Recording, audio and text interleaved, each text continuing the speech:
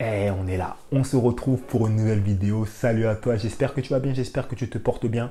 Moi écoute, ça va super, là il est 3h43 du matin, je ne me suis pas encore endormi et je me suis dit que j'allais faire cette vidéo justement pour essayer de t'apporter encore une fois de la valeur sur ma chaîne YouTube, sur mes réseaux sociaux. Tu vois, juste le fait de te dire ça, une petite intro sympa comme ça, tu devrais juste me mettre un like.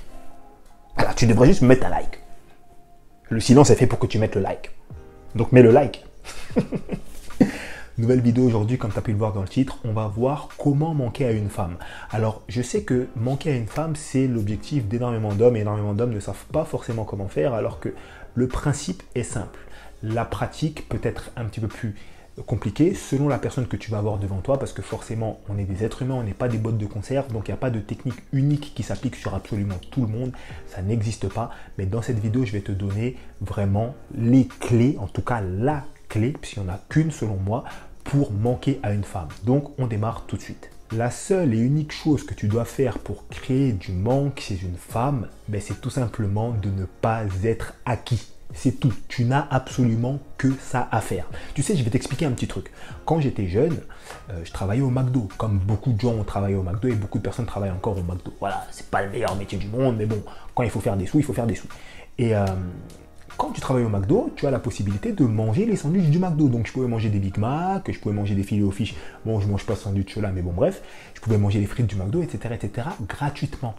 Eh bien, dans cette situation-là, il y a une chose qu'il faut bien que tu comprennes, c'est que le filet aux fiches, le Big Mac ou je ne sais quel est ton sandwich préféré au McDo ne te manque absolument jamais. Pourquoi est-ce qu'il te manque jamais? Parce que tu sais que tu as la possibilité d'en manger gratuitement quand tu veux. Tous les jours, tu peux aller au McDo, tu vas manger un Big Mac. Pourquoi est-ce que le Big Mac va te manquer? Ça ne te manquera pas. Pourquoi? Parce que le Big Mac est un acquis. Et chez les femmes, c'est exactement la même chose. L'erreur classique que font les hommes, c'est quoi? L'erreur classique que font certains hommes, c'est que lorsqu'ils vont rencontrer une nouvelle femme, ils sont en train d'apprendre à la connaître, ou c'est peut-être le tout début de la relation, il y a un super feeling, cette femme-là a un super physique, etc., ce qu'ils vont faire, c'est qu'ils vont oublier leur propre vie. Ça veut dire que la femme va leur dire, écoute, est-ce qu'on peut se voir tel jour à telle heure? Ils vont dire, ouais, vas-y, ok, il n'y a pas de souci, ils vont aller la voir. Sauf qu'ils avaient quelque chose de prévu à ce moment-là dans leur emploi du temps. La bonne chose à faire, ça aurait été de dire, écoute, je ne suis pas disponible à ce moment-là, j'ai ça à faire. Par contre, moi, ce que je te propose, je suis disponible à telle date, est-ce que c'est bon pour toi? Tu comprends? Plus tu vas te mettre à disposition d'une personne, plus tu vas donner à cette personne l'habitude que tu es à sa disposition et donc plus tu vas, toi, créer de la dépendance de ton côté et elle aura absolument aucun manque. Cette femme-là te verra comme le gars qui est toujours disponible quand elle a envie. Donc, c'est l'erreur que font les hommes. Ils oublient leur vie. Ils oublient d'aller à l'entraînement. Ils avaient prévu d'aller à l'entraînement tel jour à telle heure, parfois même avec des amis. Ben non, ils n'y vont plus pour aller voir la femme en question. Mais elle ne va pas disparaître. Si cette femme-là a un intérêt pour toi et que tu as un intérêt pour elle également, si vous avez un intérêt commun, c'est bon. Tu peux clairement lui dire, je ne suis pas occupé à ce moment-là, on peut se voir à un autre moment. Et j'ai même envie de te dire une chose, les femmes aiment les gens qui ont des vies. Les femmes aiment les hommes occupés.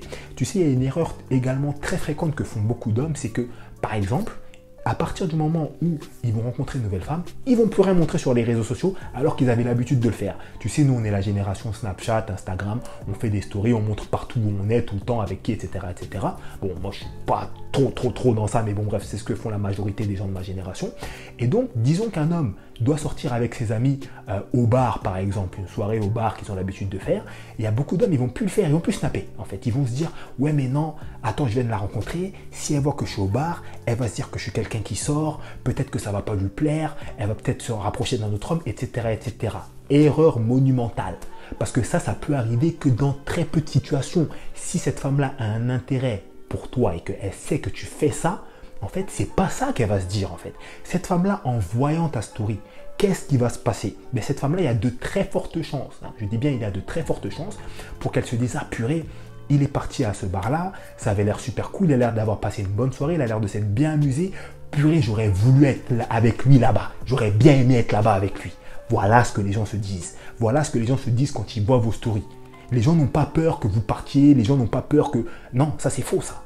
Donc, moins tu laisseras ta vie de côté, plus tu montreras que ta vie est importante et c'est dans ces conditions-là qu'on arrive à créer du manque. il y a un point qui est également très important. Notre génération, on communique beaucoup par écrit, via les textos, via les DM, WhatsApp, Telegram ou je ne sais quelle autre application. N'envoie pas toujours le premier message. Il n'y a pas de problème à envoyer le premier message, c'est pas un souci.